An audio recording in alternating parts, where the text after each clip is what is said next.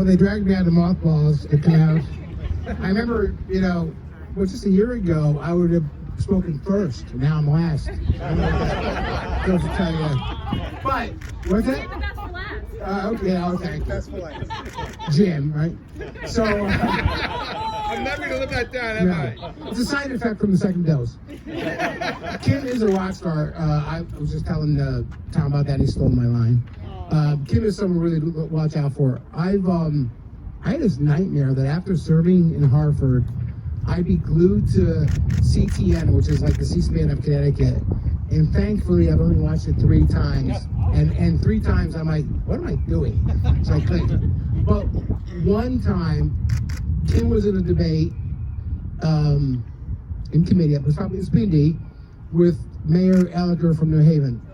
And, he's seasoned, she's a freshman, and when I went up 22 years ago, freshmen were told to be seen and not heard. She was totally unflustered, went head-to-head with him, and that's exactly the kind of person we need in Hartford. So, Kim, thank you so much. You're doing a total bang-up job. I'm so proud of you. Tim O'Day. I deserve that. We have something in common, and at any time Ridgefield or New Canaan beat Darien in anything, it was high five on the house floor. We just have that in common. So thank you all for coming out. This is so important. So when I was there during my 22 years, 8-30G was the hot issue. And I actually got on housing committee 3 times. I did 6 years on there to help to what I thought was common sense changes to 8-30G. And we've only made really baby steps to 8-30G. But 2 of them, pretty much everybody agreed to it. Rudy Marconi agreed to it. One was to prohibit 8-30G from historic districts. So our beautiful historic portion of Main Street, Ridgefield, like the area around the fountain, south of the business district, you couldn't do a 6-story apartment building or whatever. Didn't even come for a public hearing. The other was, and it's still kind of out there, the south side of Bennett's Farm Road is owned by Eureka. You might remember 12, 13, 14 years ago, whatever it was. The town by eminent domain took the north side, and it's become Bennett's Farm State Park, which gets thousands of people a day on days like today. But the south side, they want to develop as 8-30G. And the state health department came out very, very strongly, stating that for properties in a state watershed area, which that is, density shouldn't be any greater than 1 unit per acre. So that doesn't necessarily feed Ridgefield drinking water, although it does come out of Aquarian, but it's the cities, right? And the whole point of 8-30G was a noble cause, was to help move those some members of the city who live in the cities out to the suburban areas to help benefit them and participate in the sports programs in the schools and everything else in our quality of life.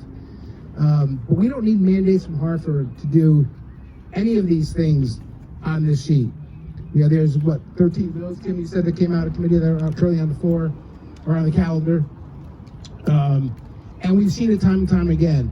The state wants to mandate municipal health departments. Well, we have those in the state today. They're voluntary. They want to mandate towns to have district animal control officers. That takes place in Connecticut today, voluntarily. They want to mandate a few years ago emergency dispatch centers. That goes on today. It's voluntary. Ridgefield can enter into an agreement with Reading or Wilton or Danbury, whoever, voluntarily. They want to mandate regionalization of schools. That goes on today. It's been going on for years. Joe Barwell High School in Easton, services Reading and Easton. We have those all throughout the state. It makes sense. We don't have to let all these things that are on page 2 of this side here can all be done now without the state mandates. This is the call of action that needs to take place today. The days of putting these signs up are over. The signs don't matter because they've already gotten out of committee. And maybe they're working, maybe they've been referred to other committees, maybe some of the bills have been referred to other committees, but they generally rubber stamp them to move on.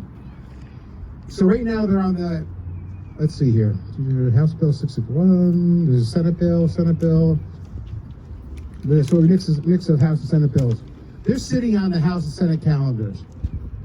The day they get the votes, in other words, what happens is the leadership of the Speaker of the House and his team, and the President of the Senate and his team, call around the Democrat members, the majority members, to fight to get a head count. The day they have the votes, it goes on the calendar, and it won't be defeated. And nothing that goes on the calendar gets defeated. It's just the way it works, right?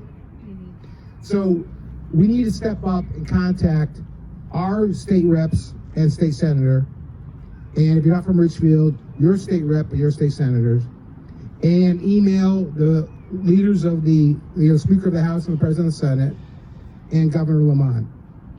Now, I can tell you, having been up there for as long as I was, I read every email. But if, and whether they came from my town or Ridgefield or not, the ones that are most effective, number one, are the ones that aren't filling your blank. Like, in other words, you'll get I'm not sure 169 Strong does it, but they'll send, some groups will send out email, send your register, and it says, dear representative, name, time of day. It's like, they don't even take out the name part, or, the fill in the blank part portions. Personalize whatever it is you send. It doesn't have to be long. It could be just 1 or 2 lines. It could be bullet points. Say, dear Senator Haskell, I'm really concerned about how this can change the face of Ridgefield or Weathersfield or Reading or Fairfield or wherever you're from. And just get them to do that. I mean, that's what makes a difference. If I got 3 or 4 unique emails, that was a lot from a town of 25,000. That I took notice. I mean, like I say, I read everything, but 3 or 4 unique emails or phone calls or something, that caught my attention. It's like, I don't need to get 1,000 or hundreds. 3, 4, 5, 10. That's a lot from a district of 25,000. We took the time. There's probably 20 other people who thought about doing it, but these 3 or 4 or 5 or 10 people took the time to do it and put it in their own words. It's very impactful. So that's where we are today. It's really, really important to come out to things like this, tell your friends, go home, write a personal email to your state reps or your senators and the governor and the leaders, and we need to stop this. Now, not to end on a sour note, we may be successful this year. Maybe none of these 13 happen.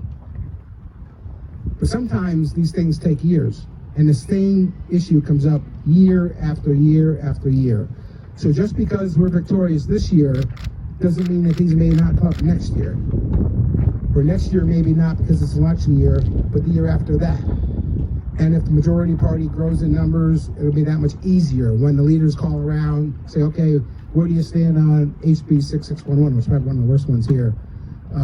Once they get a clear majority, they're going to call it. And then they'll put pressure on the Senate, and then they'll make a deal. They'll say, okay, we'll call it an important bill to one of your senators. You call 6611, which is important to members in our caucus.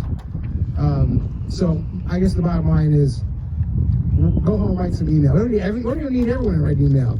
4 or 5, 6 people, write a unique email to your representative. Makes a difference. All right? Thank you for having me back again.